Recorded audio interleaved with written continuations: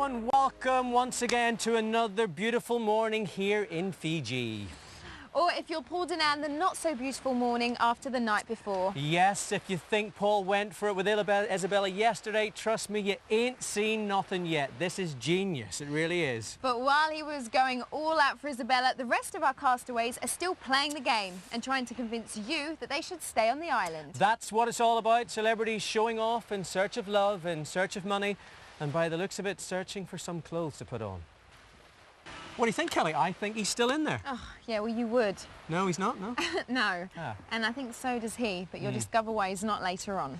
OK, I will admit, Kelly, that he does have to be careful, of course, because tomorrow Isabella has the choice of either keeping Paul in the love shack or replacing him with one of the other guys. Now, at the start, a lot of us didn't think that two particular celebrities would get along, but yesterday they had a bit of a heart-to-heart. Yes, Abby and Rebecca there, just like two lads down the pub talking about footballers and what type of tits they prefer. Now, while it was getting hot around the pool, it was a little frosty in the love shack. Oh dear. Paul's only hope was that things would improve on their dream date. Welcome back to Love Island. Yes, whereas our 12 party animals come to the end of day 3, half of London's nightclubs have already gone into liquidation. And before the break, we saw Paul and Isabella on their dream date, a luxury yacht, dolphins, and by the looks of it, Paul's very first go on a guitar. And hopefully his last. On paper, folks, of course, it was the perfect day out. There was only one thing that we couldn't actually control. Paul. Oh dear. OK, so Paul there perfectly illustrating his 3-stage pulling technique, the chat up, the come on, and the restraining order. Only 2 days in and it's our first breakup. But you still get the feeling that that was maybe one of Paul's longer relationships. You do, Kelly, don't you? How long did you go out with him for? What are you talking about? Sorry, OK. Anyway, that was what was happening on the cruel seas, but back at the pool it was all getting a bit competitive. You told me that you... No.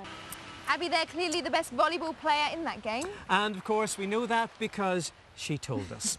Meanwhile, back in the love shack, or as Isabella calls it, the get away from me, don't touch me shack, Paul was still coming on strong. Looks like Paul's recovered. Great news for him. Bad news for Abby and Liz. Yes, Paul making the common male error there of confusing the word no with the word yes.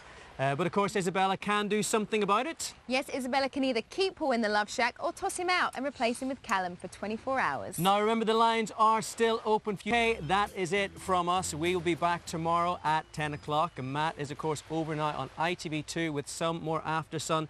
And there's live streaming on ITV1 again at 11 if you want to see how Paul and Isabella are getting on. What do you think? Is it over? I don't know. I think he should just lay off a little bit. Yeah, just back off Barbara. I mean, he's too full on. Yeah, I hear what you're saying. We'll be back same time tomorrow. We'll see you then. Bye-bye.